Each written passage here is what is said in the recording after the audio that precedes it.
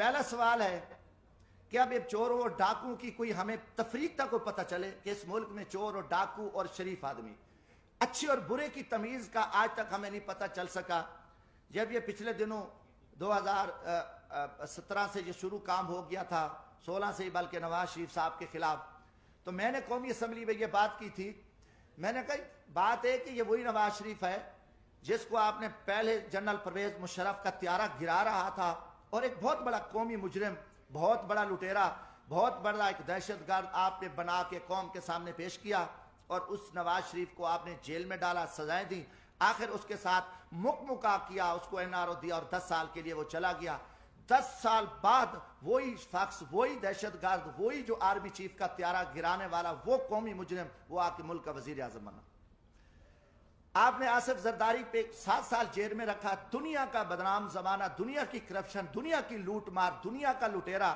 سرے میل، وہ ساری گینگ، آصف زرداری اتنا بڑا لٹیرا، 7 سال کا مجرم 7 سال بعد رہا ہوتا ہے، وہ صدر پاکستان بنتا ہے۔ اس کے بعد پھر یہ فارمولا کہ نواز شریف نے وہ میمو گیٹس ہوں، وہ ڈان لیکس ہوں، ملک دشمن، اس نے مودی کے ساتھ دوستی لگائی، اس نے افواج پاکستان کے خلاف سازش کی، اس نے جندال کے ساتھ بیٹھ کے افغانستان میں سکریپ کا سودا کیا، راستے میں اس کی گاڑیاں بارڈر پہ پکڑی گئیں، ان کو بڑا کچھ کیا، اور اس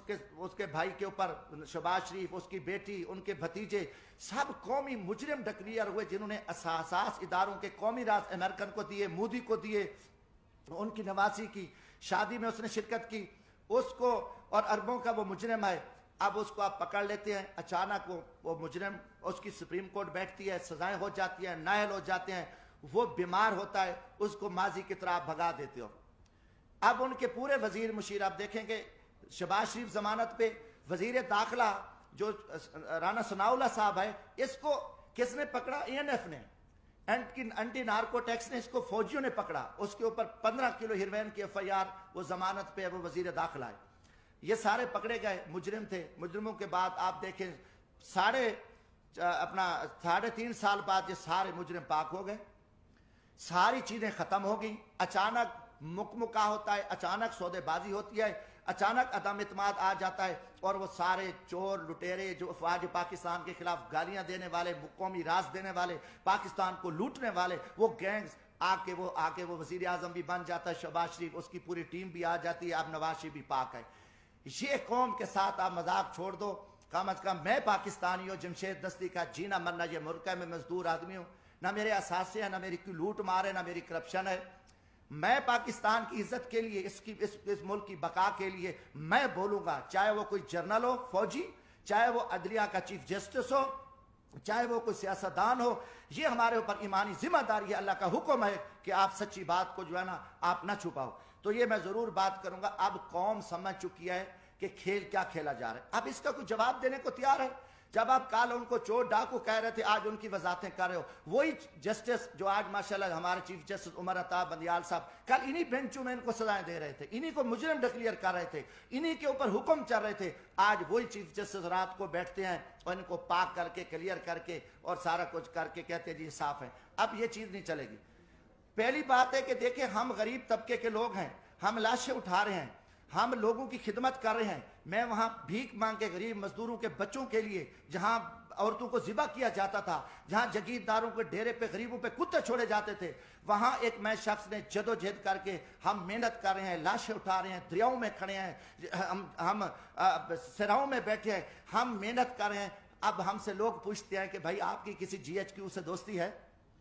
آپ پاگل ہو؟ آپ GHQ سے دوستی ہے تو آپ آ سکتے ہو، ورنہ یہاں آپ کی جو عوامی خدمات ہے وہ نہیں ہو سکتی۔ یہ لوگ اب عام آدمی بھی ہمیں چراوا بھی کہتا ہے، میں کہ بھی ہم تو یار عام غریب لوگ ہیں، ہم تو غریبوں کے جوتے اٹھا سکتے ہیں، ہم کسی جنرل کے جوتے نہیں اٹھا سکتے، وہ بڑے جوتے ہیں، وہ بڑے لوگ جوتے اٹھا سکتے ہیں، جمشید دستی کیا کر سکتا ہے؟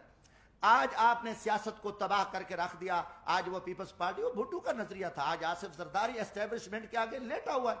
آپ نے ایک دروازہ کھولا ہے اور سیاستدانوں کو آپ کتے کی طرح خیرات ڈالتے ہو، اور وہ ارد گرد یہاں پھر رہے ہیں، عوام مر رہی ہے، لوگ ذلیل ہیں۔ اسلام آباد میں ایک تماشا لگا ہوا ہے، آپ نے نہ رمضان شریف کا کوئی تقدس کا خیال کیا، نہ آپ کو آپ کی عزت ہے۔ آپ ایک اقتدار کے حوث کے پجاری ہیں، آپ ایک فرعونیت میں بیٹھ کے آپ پورے نظام کو تہس نہس کر دو، اٹھا دو، مار دو، جو کچھ کر دو، کوئی آپ کے سامنے بات نہیں کہا، ہم بولیں گے۔ ہم ضرور بولیں گے، ہم نہ کسی جنرل کے سے ڈرتے ہیں، نہ میں کسی سپریم کورٹ سے ڈرتا ہوں، میں اللہ کی ذات سے ڈرتا ہوں۔ ہم انشاءاللہ اس ملک کی بقا کے جہاں بھی ہمیں موقع ملا، آج بھی میرا دل زخمی تھا، کافی دنوں سے جھوٹ چل رہا ہے، میڈیا کو بھی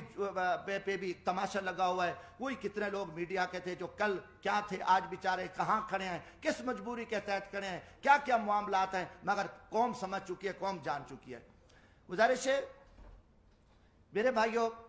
حالات بڑے تنگ ہیں ملک کے، پاکستان ایک خوفناک خانہ جنگی کی حالت میں آ چکا ہے، ان کے آگے سب کچھ پڑا ہے، ان کے آگے اختیارات بھی ہیں، ان کی ٹیبل پہ کھانے ہزاروں چیزیں ہیں، سب کچھ پڑا ہے، مگر ان کو زمینی حقائق کا پتہ نہیں ہے، لوگوں کے آنکھوں میں خون نکل رہا ہے، ہر طرف ملک مہنگائی، بے روزگاری، لوٹ مار، ناانصافی، ہر پھنس چکا ہے۔ میں ایک زمین میں دیکھو، لیڈر بنتے نہیں ہوتے، لیڈر پیدا ہوتے ہیں۔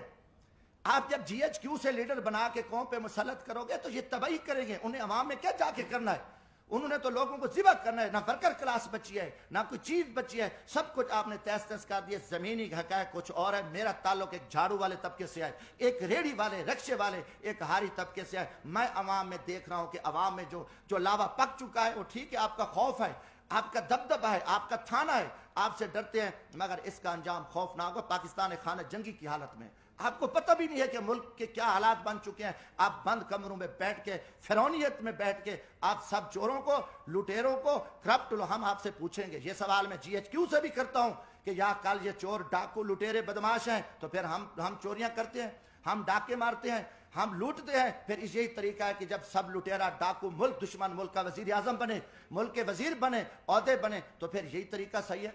اب عوام کو، عوامی لوگوں کو، عوامی نمائندوں کو آپ ذبح کر کے، آپ نے گیٹ نمبر 4 کھول کے پوری قوم کو ذلت اور رسوائی کے سامنے کھڑا ہے۔ ہم اس نظام کو نہیں مانتے، آپ جتنے چھپے رہو، آپ اس ٹائم بے نقاب ہو، قوم آپ سے سوال کرتی ہے، جمشید دستی پوری قوم کا نمائندہ ہے۔ میں عام آدمی میں آپ سے پوچھتا ہوں کہ یہ تماشے کیا لگے ہوئے، یہ کتنا عرصہ آپ نے یہ تماشے لگا کے آپ پاکستان کو بند گلی میں دھکیل دیا ہے۔ دوسری چیز ہے، میں کسی کا وکیل نہیں ہوں، جس طریقے سے آپ نے اس وقت عمران خان کی حکومت کو ختم کیا، اس سے مجھے گلہ ہے، مجھے تکلیف ہے، میں